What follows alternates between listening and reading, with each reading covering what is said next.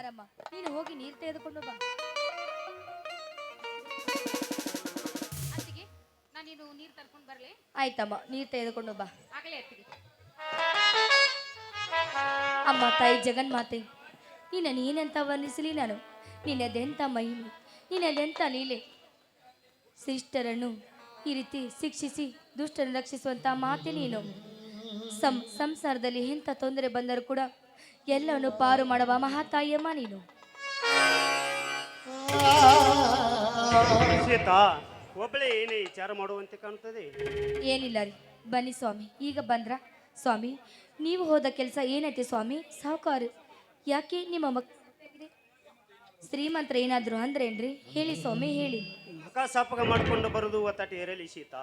ಆ ಶ್ರೀಮಂತರು ಖಂಡಿತವಾಗಿ ಹೇಳಿಬಿಟ್ಟರು. ಏನಂತ ಹೇಳಿದ್ರಿ?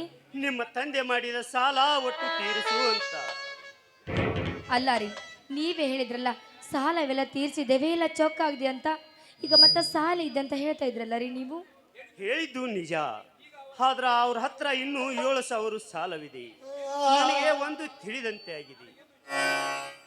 ಇತ್ತ ಬೆಳೆದ ನಿಂತ ತಂಗಿಯ ಮದುವೆ ಚಿಂತೆ, ಕಲಿತು ನಿರ್ದವೇಗಿಯಾಗಿ ತಿರುಗುತ್ತಿರುವ ತಮ್ಮನ ಚಿಂತೆ. ನನಗೆ ಒಂದು ತಿಳಿದಂತೆ ಸೀತಾ, ಇಂಥ ಬಡವರಾಗಿ ಈ ಭೂಮಿ ಮೇಲೆ ಹುಟ್ಟಬಾರದು ಸೀತಾ, ಹುಟ್ಟಬಾರದು. ಹೋಗ್ಲಿ ಬಿಡಿ ಸ್ವಾಮಿ, ಎಲ್ಲದಕ್ಕೂ ಆ ದೇವರಿದ್ದಾನೆ. ಎಲ್ಲಿದ್ದಾನೆ ಆ ನಿನ್ನ ಹಾಳದ ಆದ ಕಲ್ಲ ದೇವರು? ಅವು ಇದ್ದಿದ್ದ ನಿಜವಾದರೆ ನಮಗೆ ಈ ಪರಿಸ್ಥಿತಿ ಬರ್ತಾ ಇದ್ದಿದ್ದಿಲ್ಲ ಸೀತಾ. ನಮ್ಮಂತ ಬಡವರ ಪಾಲಿಗೆ ಬರೀ ಆ ಕಲ್ಲಾಗಿ ಮೂಕನಾಗಿ ಕೂತಿದ್ದಾನೆ ಆ ಗರ್ಭಗುಡಿಯಲ್ಲಿ ನಿನ್ನ ದೇವರು. ಸಮಾಧಾನ ಮಾಡಿಕೊಳ್ಳಿ ಸ್ವಾಮಿ, ಸಮಾಧಾನ ಮಾಡಿಕೊಳ್ಳಿ. ನೀವೇ ಈ ರೀತಿ ಎತ್ತು ಕರೆದರೆ ನಿಮ್ಮನ್ನು ನಂಬಿದ ನನ್ನ ಗತೇನು, ನಿಮ್ಮ ತಂಗಿ ಗತೇನು? ಬನ್ನಿ, ಸ್ವಲ್ಪ ವಿಶ್ರಾಂತಿ ತೆಗೆದುಕೊಳ್ಳಿ, ಎಲ್ಲ ಸರಿ ಹೋಗುತ್ತೆ. ವಿಶ್ರಾಂತಿ ಇನ್ನೆಲ್ಲಿದೆ ನನಗೆ ವಿಶ್ರಾಂತಿ? ಆ ಸೊಕ್ಕಿನ ಶ್ರೀಮಂತರ ತೀರಿಸುವ ಸಾಲದವರೆಗೆ ನನಗೆ ಸಮಾಧಾನ ಇಲ್ಲ. ಒಂದೊಂದು ಮಾತು ಉತ್ತರಿಸಲದಂತೆ ನನ್ನ ಎದೆನೇ ಚುಚ್ಚದಂತೆ ಆಗುತ್ತದೆ ಸೀತಾ. ಆ ದುಷ್ಟ ಶ್ರೀಮಂತರ ಸಾಲ ತೀರಿಸುವವರೆಗೆ ನನಗೆ ನೆಮ್ಮದಿಯೇ ಇಲ್ಲ. ಸ್ವಾಮಿ, ನೀವು ಆಡುವ ಮಾತು ಕೇಳಿದ್ರೆ ನನಗೇಕೋ ಭಯವಾಗುತ್ತೆ. ಸ್ವಲ್ಪ ಶಾಂತರಾಗಿ ಸ್ವಾಮಿ, ಶಾಂತರಾಗಿ.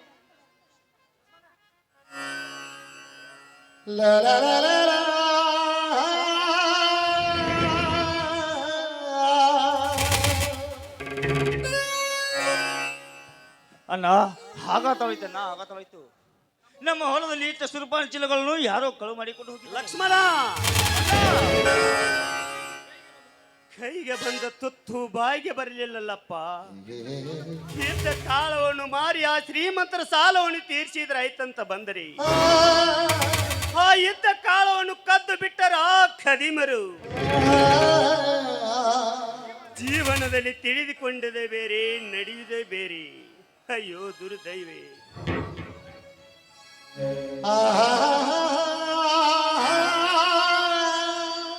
ಅಣ್ಣ, ಯಾಕೆ ಅಣ್ಣ ನನ್ನ ಬಗ್ಗೆ ನೆನೆಸ್ಕೊಂಡು ಕಣ್ಣಲ್ಲಿ ನೀರು ಹಾಕ್ತಾ ಇದ್ದೀರಣ್ಣ? ನೋಡಿ ಅಣ್ಣ, ನೀವು ಹೇಗೆ ಹೇಳೋದಾದ್ರೆ ನನಗೆ ಮದುವೆನೇ ಬೇಡ ಅಣ್ಣ, ನಾನು ಮದುವೆ ಆಗೋದಿಲ್ಲ. ಇಲ್ಲ ತಂಗಿ, ಬೇಡ ಸೀತಾ, ಬೇಡ. ಇದ್ದು 1 ಎಕರೆ ಜಮೀನನ್ನು ಮಾರಿ ಆ ಶ್ರೀಮಂತರ ಸಾಲವನ್ನು ತೀರಿಸಿದ್ರೆ ಆಯ್ತು. ಬೇಡಣ್ಣ, ಬೇಡ. ಹಿರಿಯರ ಕಾಲದಿಂದ ಬಂದ ಆಸ್ತಿಯನ್ನು ಮಾರುವುದು ಬೇಡಣ್ಣ, ಮಾರುವುದು ಬೇಡ.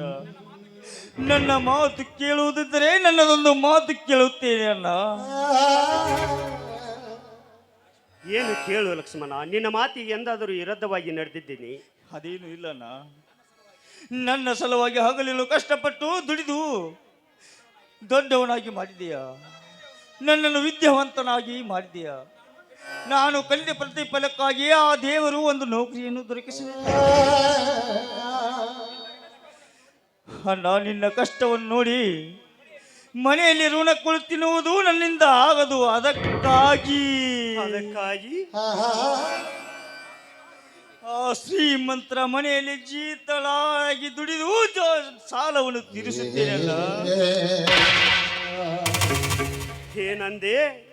ಇನ್ನು ನಿನ್ನ ಅಣ್ಣ ಜೀವಂತವಾಗಿ ಇರುವಾಗಲೇ ಆ ಶ್ರೀಮಂತರ ಮನೆ ಹಾಳಾಗಿ ಜೀತಾ ಇರುತ್ತೇನೆ ಅಂತ ಹೇಳುತ್ತೀಯಲ್ಲ, ನಾಚಿಕೆ ಆಗುವುದಿಲ್ಲ ನಿನಗೆ? ಅಣ್ಣ ಇದರಲ್ಲಿ ಏನಿದೆ ತಪ್ಪು?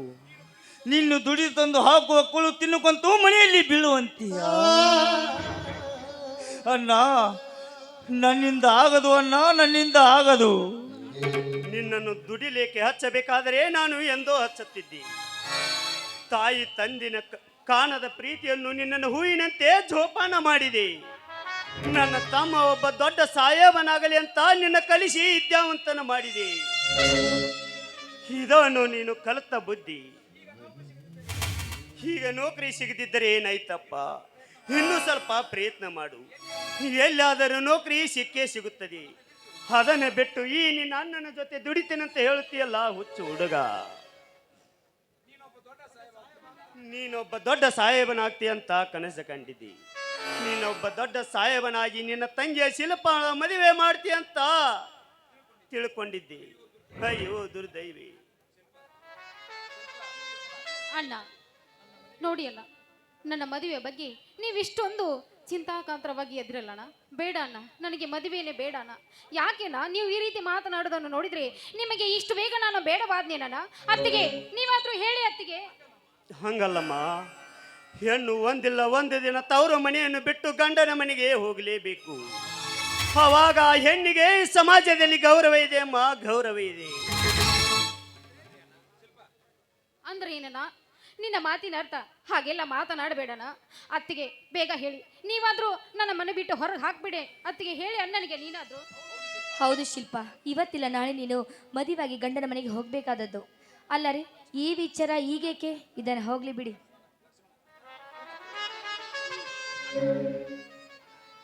ಅಣ್ಣ, ಪರಿಸ್ಥಿತಿ ಅನುಗುಣವಾಗಿ ನಾನು ನಿನಗೊಂದು ಮಾತು ಆಡಿದೆ. ದಯವಿಟ್ಟು ನನ್ನನ್ನು ಕ್ಷಮಿಸಿಬಿಡಣ್ಣ, ನನ್ನನ್ನು ಕ್ಷಮಿಸಿಬಿಡು. ಲಕ್ಷ್ಮಣ, ನೀನು ಇಷ್ಟು ದೊಡ್ಡವನಾದರೂ ನಿನಗೂ ಏನು ಅಂದಿದ್ದಿಲ್ಲಪ್ಪ. ಇಂದ ಯಾವ ಕೆಟ್ಟ ಗಳಿಗೆ ನಿನ್ನ ಮುದವಾದ ಕೆನ್ನಿಗೆ ನನ್ನ ಕೆಟ್ಟ ಕೈಯಿಂದ ಹೊಡೆದು ಬಿಟ್ಟಿನಪ್ಪ, ಹೊಡೆದು ಬಿಟ್ಟಿ.